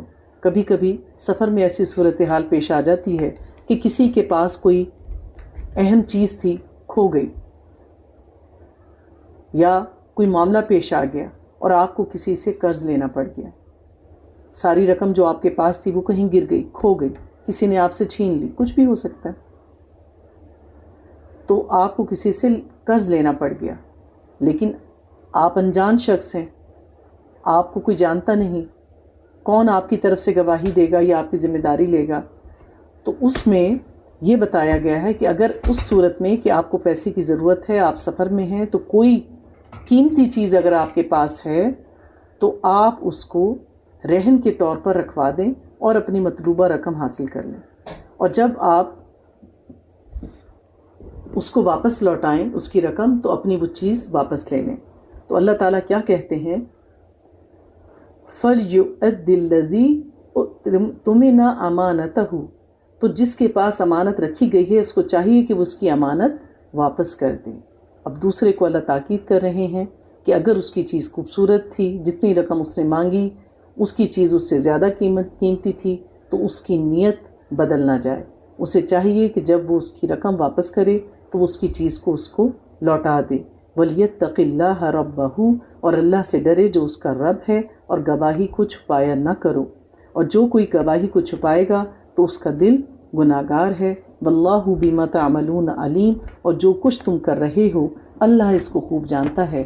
اگر تم بہانہ کر کے یا چیز کو بدل کر دو گے، یوں بھی ہو سکتا ہے بعض اوقات لوگ اوریجنل زیور جو ہے وہ کسی کے پاس رکھواتے ہیں اور ضرورت کے وقت ان سے ادھار یا قرضہ لے لیتے ہیں، جب ان سے وہ اپنا زیور یا چیز واپس لینے جاتے ہیں تو کیا ہوتا ہے، وہ گولڈ پلیٹڈ چیز ان کو دے دیتے ہیں، دھوکہ دیتے ہیں۔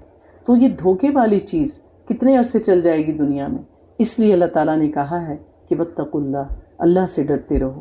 لوگوں کو دھوکہ دے کہ دنیا کا کچھ وقتی فائدہ تو اٹھا لو گے، لیکن کیا ہوگا، اللہ تو سب کچھ دیکھ رہا ہے، اور آخرت کا عذاب بڑا شدید ہے۔ پھر وہ عظیم آیات آ رہی ہیں۔ اللہ تعالیٰ فرماتے ہیں للہ ما فی السماوات و ما فی الارض، اللہ ہی کا ہے جو کچھ آسمانوں میں ہے اور جو کچھ زمین میں ہے۔ وَإِن تُبْدُوا مَا فِي أَنفُسِكُمْ وَتُخْفُوهُ يُحَاسِبْكُم بِهِ اللَّهُ، اور جو کچھ تمہارے دلوں میں ہے، خواہ تم اسے ظاہر کرو یا خواہ چھپاؤ، اللہ تم سے اس کا محاسبہ کر لے گا، اللہ سب کچھ نکال لے گا قیامت کے دن۔ فَيَغْفِرُ لِمَن یشاء وَيُعَذِّبُ مَن یشاء، پھر وہ بخش دے گا جس کو چاہے گا اور عذاب دے گا جس کو چاہے گا۔ صرف اللہ کی بادشاہت ہوگی، اللہ کا حکم چلے گا آخرت میں۔ واللہ علی کل شیء قدیر، اور اللہ ہر چیز پر قدرت رکھتا ہے۔ اور یہ قدر و منزلت والی آخری دو آیات، آیت نمبر 285 اور 286 انتہائی جلیل القدر آیات ہیں۔ ان کا پڑھنا باعث خیر و برکت ہے۔ رات کو سونے سے قبل جو شخص ان کی تلاوت کر کے سوئے گا، اللہ تعالیٰ اس کی حفاظت کے لیے ایک فرشتہ مقرر فرما دیتے ہیں۔ ان کو زبانی یاد کریں، اپنے بچوں کو یاد کروائیں۔ آمن الرسول بما انزل الیہ من ربہ والمؤمنون، ایمان لائے رسول صلی اللہ علیہ وآلہ وسلم اس چیز پر جو نازل کی گئی ان کی جانب، ان کے رب کی طرف سے، اور مومنین بھی ایمان لائے۔ کل آمن باللہ وملائکتہ وکتبہ ورسولہ، یہ سب ایمان لائے اللہ پر، اس کے فرشتوں پر، اس کی کتابوں پر اور اس کے رسولوں پر۔ یہاں پر ارکان اسلام کی تجدید کی جا رہی ہے، ان سب چیزوں پر ایمان لانا ضروری ہے۔ نبی بھی ایمان لائے اور اہل ایمان کو بھی ان سب باتوں پر ایمان لانا ضروری ہے، اس کے بغیر ہمارا ایمان مکمل نہیں ہوتا۔ لا نفرق بین احد من رسول، وہ کہتے ہیں کہ ہم اللہ کے رسولوں میں سے کسی کے درمیان بھی تفریق نہیں کرتے۔ تو اللہ تعالیٰ سورہ بقرہ کے آغاز میں ہی فرما چکے ہیں مومنین کے بارے میں، والذین یؤمنون بما انزل الیک وما انزل من قبلک، وہ لوگ جو ایمان رکھتے ہیں اس پر جو نبی ان پر نازل کیا گیا اور وہ جو نبی جو آپ سے پہلے آئے تھے، تو ان پر ایمان لانا ضروری ہے۔ تمام انبیاء علیہ السلام پر ایمان لانا ضروری ہے، اور ان کی عزت کرنا، ان کو ان کا جائز مقام دینا ہمارے ایمان کا حصہ ہے۔ وقالوا سمعنا واطعنا، اور وہ کہتے ہیں کہ ہم نے سنا اور اطاعت کی۔ اہل ایمان کے بارے میں بتایا جا رہا ہے کہ مومنین جب اللہ کا کوئی حکم سن لیتے ہیں تو وہ اپنی ہر خواہش کو پیچھے ڈال دیتے ہیں، اپنے نفس کو پیچھے ڈال دیتے ہیں اور کہتے ہیں کہ جو کچھ ہم نے سنا، اللہ نے کہا رک جاؤ، ہم رک گئے، اللہ نے کہا کر لو، ہم نے کر لیا۔ سمعنا واطعنا، اللہ کے نبی بھی، اللہ کے تمام انبیاء، ان کا یہی طریقہ تھا، اور مومنین انہی کی پیروی کرتے ہیں۔ غفرانک ربنا، پروردگار ہم تیری بخشش مانگتے ہیں، کیونکہ بخشنے کا اختیار صرف اللہ تعالیٰ کو ہے۔ وَإِلَيْكَ الْمَصِيرُ، اور تیری ہی طرف لوٹ کر جانا ہے۔ وہ عقیدہ آخرت پر یقین رکھتے ہیں، انہیں پتہ ہے کہ انسان کتنا جی لے گا، جتنا بھی جی لیں، اس دنیا سے نکل کر واپس اللہ کے پاس جانا ہی جانا ہے، بچنے کی کوئی راہ فرار نہیں۔ لا یکلف اللہ نفسا الا وسعہا، اللہ تعالیٰ نہیں کسی کو ذمہ دار ٹھہرائے گا مگر اس کی وسعت کے مطابق۔ اللہ تعالیٰ ہم سے ہر عمل، ہر فعل، ہر چیز سے متعلق ہماری استطاعت کو سامنے رکھتے ہوئے ہی سوال جواب کرے گا۔ اللہ کسی غریب مسکین سے نہیں پوچھے گا کہ تو نے زکوٰۃ کیوں نہیں دی، انہیں سے پوچھے گا جو صاحب استطاعت تھے، جس میں جتنی استطاعت تھی۔ کوئی ٹانگ سے معذور ہے یہ نہیں پوچھے گا کہ تو نے قیام کیوں نہیں کیا، اللہ جانتا ہے، لیکن جس کو صحت دی، مال دی، آسائش دی، سب کچھ دیا، اس سے اس کے مطابق پوچھا جائے گا۔ پھر اللہ فرماتے ہیں لا یکلف اللہ نفسا الا وسعہا لہا ما کسبت وعلیہا ما اکتسبت، اسی جان کے لیے ہے جو اس نے کمایا، اگر نیکی کی تو اس کی بہترین جزا پائے گا، اور اگر اس نے کوئی برائی کی تو اس کی سزا بھی اس کو خود اٹھانا پڑے گی۔ قیامت کے دن کوئی کسی کا بوجھ نہیں اٹھائے گا۔ تو مومنین اپنے رب سے دعا کرتے ہیں، ربنا لا تؤاخذنا ان نسینا او اخطانا، اے ہمارے رب ہم سے مواخذہ نہ کرنا اگر ہم بھول جائیں یا ہم سے خطا ہو جائے۔ اللہ رب العزت انتہائی مہربان ہے۔ اگر ہم بھول چوک کر اگر روزے میں کھا بھی لیں تو اللہ کہتے ہیں روزہ پورا کرو، کچھ نہیں ہوا، تمہیں تمہارے رب نے کھلایا اور پلایا۔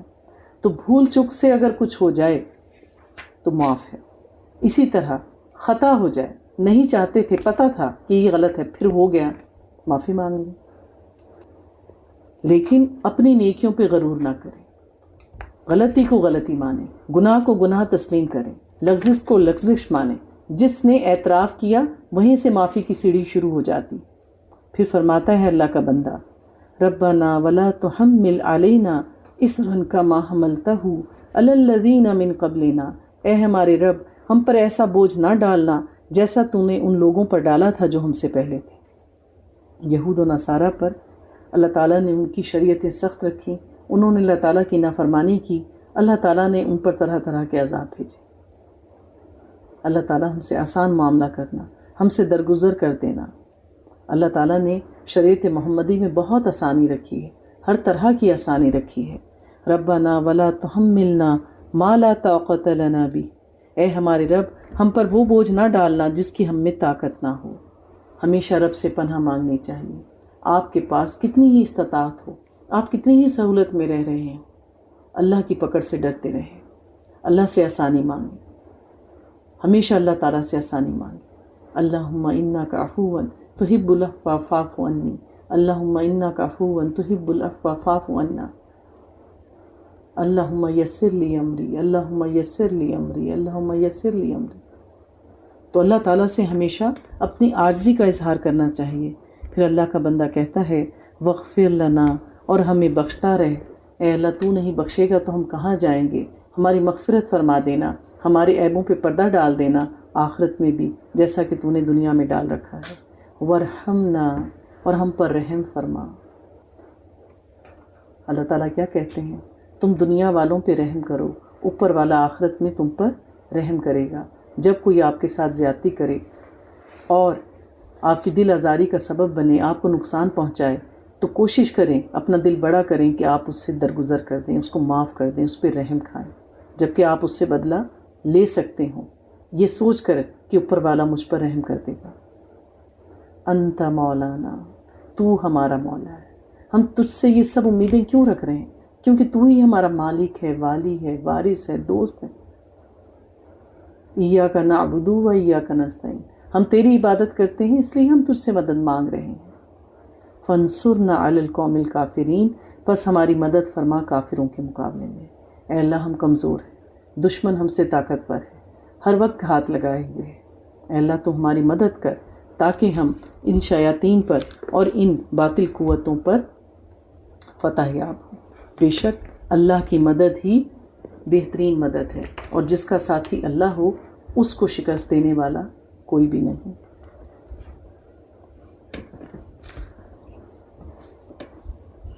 اس کے بعد سورہ آل عمران کا آغاز ہوتا ہے۔ الف لام میم۔ سورہ آل عمران، اعوذ باللہ من الشیطان الرجیم، بسم اللہ الرحمن الرحیم۔ حروف مقطعات ہیں الف لام میم، اللہ لا الہ الا ہو الحی القیوم۔ وہی الفاظ ہیں جو آیت الکرسی کے ہیں۔ نزل علیک الکتاب بالحق مصدقا لما بین یدیہ وانزل التوراۃ والانجیل۔ الف لام میم یہ حروف مقطعات ہیں اور مختلف صورتوں کا اس سے آغاز ہوا ہے۔ اللہ وہ معبود برحق ہے جس کے سوا کوئی الہ نہیں، وہ زندہ ہے اور قائم رہنے والا ہے اور سب کا قائم رکھنے والا ہے۔ وہی اللہ رب العزت ہے جس نے آپ پر قرآن حق کے ساتھ نازل کیا، اور یہ کتاب وہ کتاب ہے جو تورات اور انجیل کی تصدیق بھی فرماتی۔ تورات، زبور، انجیل یہ وہ الہامی کتابیں ہیں جو قرآن سے پہلے نازل ہوئیں۔ یہ سب کی سب الہامی کتابیں لوگوں کی ہدایت کے لیے اللہ تعالیٰ نے نازل کی۔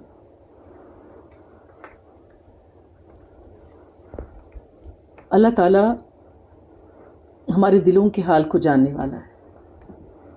اللہ تعالیٰ ہم پر ملکیت رکھتا ہے۔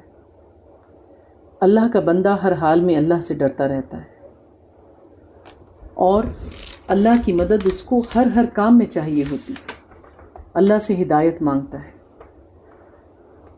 تو اللہ تعالیٰ ان لوگوں کے بارے میں فرماتے ہیں کہ یہ کون ہیں؟ والراسخون فی العلم یقولون آمنا بی کل من عندنا ربنا، جو لوگ علم میں راسخ ہیں وہ یوں کہتے ہیں کہ ہم ایمان لائے اس کتاب پر، یہ کل کا کل ہمارے رب کی طرف سے ہے۔ وما یذکر الا اولو الالباب، اور نہیں نصیحت حاصل کر سکتے مگر وہی جو عقل والے ہوں۔ تو اللہ کے دین پر غور و غوض کرنا، عمل کرنا، اس کو برحق سمجھنا، اس کی ہر بات پر عمل کرنے کو اپنے اوپر لازم سمجھنا، یہ راسخون فی العلم کا ہی رویہ ہوتا ہے، یہ انہی کا عمل ہوتا ہے، کیونکہ یقین عمل کی پہلی سیڑھی ہے۔ جب تک آپ یقین نہیں کرتے آپ اس چیز پر عمل نہیں کر سکتے۔ اگر اللہ کہتا ہے تم جھوٹ بولو گے، غیبت کرو گے، سود کھاؤ گے، جہنم میں جاؤ گے، پھر بھی انسان ایسی حرکتیں کرے تو کیا یقین نہیں ہے نا اللہ کی پکڑ کا؟ اور یہ اللہ کے نیک بندے نیک عمل کرنے کے باوجود اللہ سے دعا کرتے رہتے ہیں، کیا کہتے ہیں؟ ربنا لا تزغ قلوبنا بعد اذ ہدیتنا وہب لنا من لدنک رحمہ انک انت الوہاب۔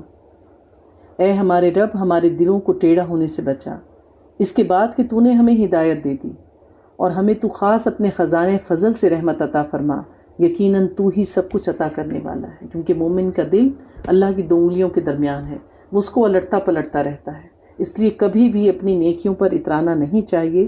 ہر دم جو ہے اللہ تعالیٰ سے اللہ کی پناہ میں آنا چاہیے اور شیطان سے پناہ مانگنی چاہیے کہ اللہ تعالیٰ ہماری حفاظت فرمائے اس کی چالوں سے۔ آیت نمبر 13 میں اللہ فرماتے ہیں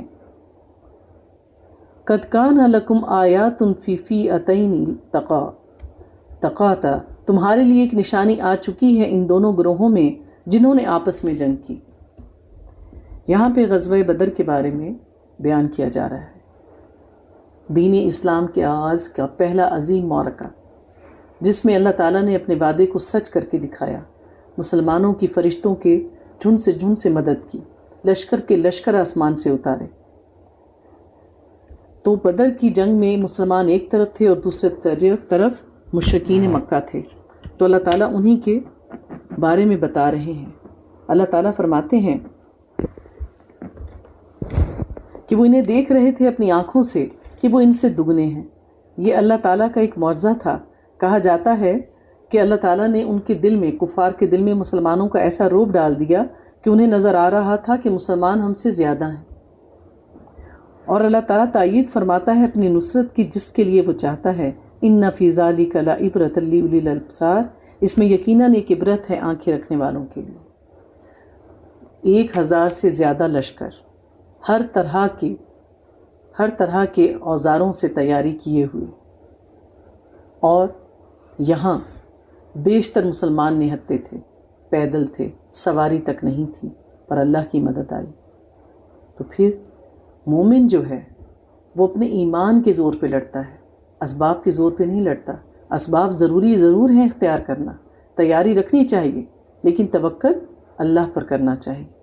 پھر اللہ تعالیٰ اسی آیت میں ہمارے ایمان کو مضبوط کر رہے ہیں۔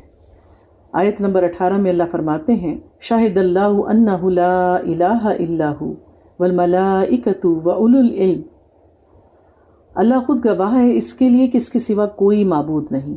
اس کی گواہی سارے فرشتے دیتے ہیں اور سارے اہل علم بھی اس بات کی گواہی دیتے ہیں کہ اللہ ہی معبود برحق ہے، اس کے سوا کوئی معبود نہیں۔ لا الہ الا هو العزیز الحکیم، وہ عدل اور قسط کا قائم کرنے والا ہے، اس کے سوا کوئی معبود نہیں، وہ زبردست ہے اور کمال حکمت والا ہے۔ اللہ تعالیٰ ہر چیز پر چھایا ہوا ہے، اس کے ہر کام میں حکمت ہے، اور وہ سب سے بڑھ کر انصاف کرنے والا ہے۔ اللہ آیت نمبر 19 میں فرماتے ہیں ان الدین عند اللہ الاسلام، یقیناً دین تو اللہ کے نزدیک صرف اسلام ہی ہے۔ جب سے دنیا بنی اللہ نے اپنے دین کا نام اسلام رکھا، اور دین پر عمل کرنے والوں کو اللہ تعالیٰ نے مسلم ہی کہہ کر پکارا۔ ہمارے دین میں کہیں یہودی، نصارہ، پارسی، ہندو، یہ سب لوگوں کے رکھے ہوئے نام ہیں۔ اللہ نے اپنے بندوں کے لیے دین اسلام کو ہی پسند فرمایا۔ اور پھر یہ آیت بھی اللہ تعالیٰ نے اس قرآن میں نازل کی وَمَن يَبْتَغِي غَيْرَ الْإِسْلَامِ دِينًا فَلَن يُقْبَلَ مِنْهُ، اور جو کوئی اسلام کے سوا کسی اور دین کو قبول کرے گا وہ اس کی جانب سے اللہ کے ہاں منظور نہیں کیا جائے گا۔ ہر عمل کی قبولیت کی اساس کیا ہے؟ توحید، کہ پہلے وہ اللہ پر ایمان رکھتا ہو، شرک سے پاک ہو، اس کے بعد وہ جو کوئی نیکی کرے گا اللہ تعالیٰ اس کو اجر دیں گے۔ اگر اس کا عقیدہ توحید نہیں ہے، وہ کسی اور کو اللہ کے ساتھ شریک ٹھہراتا ہے، تو خواہ وہ دنیا میں رہتے ہوئے کتنے ہی نیکی کے کام کریں، اللہ تعالیٰ ان کو خاک بنا کر اڑا دیں گے آخرت میں۔ یہ اعمال ان کو آخرت میں کوئی فائدہ نہیں دیں گے۔ پھر اللہ تعالیٰ اپنی ملکیت کا اظہار آیت نمبر 26 میں فرماتے ہیں، قُلِ اللَّهُمَّ مَالِكَ الْمُلْكِ تُؤْتِي الْمُلْكَ مَنْ تَشَاءُ وَتَنزِعُ الْمُلْكَ مِمَّنْ تَشَاءُ۔ کہو اللہ تمہارا بادشاہ ہے، مالک ہے، تو حکومت اور اختیار دیتا ہے جس کو چاہتا ہے، تو سلطنت چھین لیتا ہے جس سے چاہتا ہے، تو عزت دیتا ہے جس کو چاہتا ہے، تو ذلیل کرتا ہے جس کو چاہتا ہے۔ بِیَدِکَ الْخَیْرُ، تیری ہی ہاتھ میں سب خیر ہے۔ عزت اور ذلت سب اللہ کی طرف سے ہے۔ اللہ جس کو چاہتا ہے بادشاہ بنا دیتا ہے، اور جس کو چاہتا ہے اس سے اس کی بادشاہیت چھین لیتا ہے۔ اسی طرح سے دن اور رات کا آنا جانا، سورج اور چاند کا نکلنا اور غروب ہونا، دن کا بڑھنا اور گھٹنا، موسموں کا آنا اور جانا، انسان کا پیدا ہونا اور مرنا، یہ سب چیزیں اللہ ہی کے اختیار میں ہیں۔ آیت نمبر 31 میں اللہ فرماتے ہیں، قُلْ إِن كُنتُمْ تُحِبُّونَ اللَّهَ فَاتَّبِعُونِی۔ اے نبی کہہ دیجئے اگر تم اللہ سے محبت کرتے ہو تو میری پیروی کرو۔ تو جو کوئی یہ کہے میں اللہ کو مانتا ہوں اور اللہ پر ایمان رکھتا ہوں، اللہ سے محبت کرتا ہوں، تو محبت کے ثبوت کا انداز یہ بھی ہے کہ آپ نبی کی سنت کا اتباع کریں۔ یحبکم اللہ، اللہ تم سے محبت کرے گا، کیونکہ نبی پاک صلی اللہ علیہ وآلہ وسلم اللہ کے محبوب ہیں۔ اللہ کے محبوب کو محبوب جانو، اللہ تمہیں بھی اپنا محبوب بنا لے گا، وہ تمہارے گناہ بخش دے گا، اور اللہ بخشنے والا اور رحم فرمانے والا ہے۔ اے نبی ان سے کہہ دیجئے، قُلْ اطیعوا اللہ ورسول، کہہ دیجئے اطاعت کرو اللہ کی اور اس کے رسول کی۔ پھر اگر وہ پیٹھ موڑ لیں تو اللہ کو ایسے کافر پسند نہیں آتے۔ جو انکار کرے گا ان باتوں کا، اللہ تعالیٰ اس کو دھتکار دیں گے۔ اللہ رب العزت آگے چل کر آیت نمبر 35 میں حضرت مریم علیہ السلام کی ولادت کے واقعے کو بیان کرتے ہیں۔ اللہ فرماتے ہیں، اذ قالت امرأۃ عمران رب انی نذرت لک، جب کہا عمران کی بیوی نے کہ اے میرے رب، میں حمل سے ہوں اور جو بچہ میرے پیٹ میں ہے اس کو میں نے تیرے لیے نظر مانی ہے، میں اسے تیری نظر کرتی ہوں ہر ذمہ داری سے چھڑا کر۔ عمران حضرت مریم علیہ السلام کے والد کا نام تھا۔ وہ آپ کی پیدائش سے پہلے وفات پا چکے تھے۔ آپ کی والدہ بہت نیک اور متقی خاتون تھیں۔ جب انہیں حمل ٹھہرا تو انہوں نے نظر مانی کہ جو بھی بچہ پیدا ہو، خواہ بیٹی ہو یا بیٹا، تو میں اس کو تیری نظر کر دوں گی، تیرے دین کی خاطر وقف کر دوں گی۔ تو لہٰذا آپ نے یہ اللہ سے نظر مانی تھی۔ فتقبل منی، بس تو اس کو میری طرف سے قبول فرما۔ اس سے ہمیں پتہ چلتا ہے کہ نظر مانی جا سکتی ہے، نظر کا ماننا جائز ہے اور اس کو پورا کرنا بھی ضروری ہے، اور اللہ تو سب کچھ سننے والا ہے اور جاننے والا ہے۔ پھر کیا ہوا؟ تو جب ان کی ولادت کا وقت ہوا تو وہ حیران رہ گئیں کہ ان کے ہاں تو ایک بیٹی پیدا ہوئی ہے اور میں نے تو نظر مانی تھی۔ تو انہوں نے کہا کہ اب میں کیا کروں؟ واللہ عالم بما ودعت، اللہ بہتر جانتا تھا کہ انہوں نے کیا پیدا کیا ہے۔ تو اللہ نے فرمایا، اور نہیں ہوگا کوئی بیٹا اس بیٹی جیسا، اور وَإِنِّي سَمَيْتُهَا مریم، اور میں نے اس کا نام مریم رکھا ہے۔ اور اے پروردگار، میں اس کو اور اس کی اولاد کو تیری پناہ میں دیتی ہوں شیطان مردود سے۔ اس سے ہمیں پتہ چلتا ہے کہ جب بچے پیدا ہوتے ہیں ہم ان کے کانوں میں اذان دیتے ہیں، ہمیں اپنے بچوں کو اللہ کی حفاظت میں دینا چاہیے، کیونکہ شیطان تو پیدائش کے ساتھ ہی ان کو گھیرنے کی کوشش کرتا ہے۔ تو پھر اللہ تعالیٰ نے بہترین طریقے سے ان کی اس نظر کو قبول فرمایا، اور حضرت مریم علیہ السلام کی کفالت کا ذمہ جو تھا وہ حضرت زکریا کے ذمہ آیا۔ حضرت زکریا اس دور میں نبی تھے، آپ کے رشتے میں خالو ہوتے تھے۔ آپ ہیکل سلیمانی میں رہیں، وہاں پر ایک محراب میں آپ اللہ کی عبادت کیا کرتی تھیں۔ ایک بار حضرت زکریا علیہ السلام وہاں آئے اور ان کے پاس کچھ چیزوں کو پڑا ہوا دیکھا جو بے موسم کی تھیں، اور کچھ ایسی چیزیں تھیں جو وہاں نہیں ہوا کرتی تھیں۔ تو آپ نے ایک دن ان سے پوچھا کہ اے مریم، تمہیں یہ چیزیں کہاں سے ملتی ہیں؟ تو انہوں نے جواب دیا کہ یہ سب اللہ کی طرف سے ہے، یہ سب میرے اللہ کا فضل اور کرم ہے۔ تو اس بات پر حضرت زکریا علیہ السلام کو احساس ہوا کہ یہاں فرشتوں کا آنا جانا ہے، یہ جگہ بڑی متبرک ہے، تو انہوں نے پھر اپنے لیے دعا مانگی. قال ربی حب لی من لدنک ذریۃ طیبۃ انک سمیع الدعاء. انہوں نے کہا ہے میرے پروردگار تو مجھے بھی اپنی جناب سے کوئی پاکیزہ اولاد عطا فرما، یقیناً تو دعاؤں کا سننے والا ہے. یہ آیت، یہ دعا اس بات کی دلیل ہے کہ وہ جگہیں جو مبارک ہوں، متبرک ہوں، وہاں دعا مانگنی چاہیے، قبول ہوتی ہے. جیسے ہم نبی پاک صلی اللہ علیہ وآلہ وسلم کے روضہ مبارک پہ جاتے ہیں، وہاں ہاتھ اٹھا کے اللہ سے دعا کرتے ہیں. بیت اللہ جاتے ہیں، ہاتھ اٹھا کے دعا کرتے ہیں. تو یہ اس بات کی دلیل ہے. اور یوں اللہ تعالیٰ نے ان کی دعا قبول کی، اور حضرت زکریا علیہ السلام کو باوجود بڑھاپے کے اور ان کی بیوی کے بانجھ ہونے کے باوجود اللہ تعالیٰ نے ان کو یحییٰ علیہ السلام سے نوازا، اور یحییٰ علیہ السلام کا نام خود اللہ تعالیٰ نے رکھا تھا. پھر اسی طرح سے آیت نمبر 42 میں اللہ فرماتے ہیں وَإِذْ قَالَتِ الْمَلَائِكَةُ يَا مَرْيَمُ إِنَّ اللَّهَ اصْطَفَاكِ وَطَهَّرَكِ وَاصْطَفَاكِ عَلَى النِّسَاءِ الْعَالَمِينَ. یقیناً اے مریم، اللہ نے تمہیں چن لیا ہے اور تمہیں خوب پاک کر دیا ہے اور تمہیں تمام جہان کی خواتین پر ترجیح دی ہے. اے مریم، تم اپنے رب کی فرما برداری کرتی رہو، سجدہ کرتی رہو، رکوع کرتی رہو. پھر کیا ہوا کہ فرشتوں نے حضرت مریم علیہ السلام کو یہ خبر دی اور کیا کہا کہ اے مریم، اللہ تعالیٰ تمہیں خوشخبری دے رہا ہے کہ تمہارے ہاں کلمہ کن سے ایک ولادت ہوگی. اسمہ عیسیٰ ابن مریم، اس کا نام ہوگا عیسیٰ ابن مریم، اور وہ لوگوں سے گفتگو کرے گا گود میں بھی اور بڑی عمر کا ہو کر بھی. اس بات پر حضرت مریم علیہ السلام بہت حیران ہوئی، پریشان ہوئی اور فرمایا کہ اللہ میرے اولاد کیسے ہوگی؟ مجھے تو کسی مرد نے ہاتھ تک نہیں لگایا، میں تو شادی شدہ نہیں. فرمایا اسی طرح اللہ تعالیٰ تخلیق فرماتا ہے جو چاہتا ہے.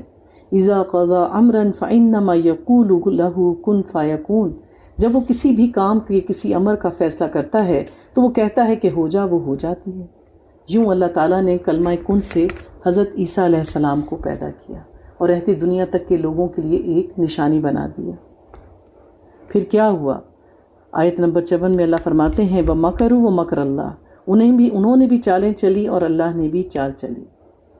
تو اس دور کے جو یہود تھے انہوں نے حضرت عیسیٰ علیہ السلام کو قتل کرنے کا منصوبہ بنایا، لیکن اللہ تو جو چاہتا ہے وہ کرتا ہے.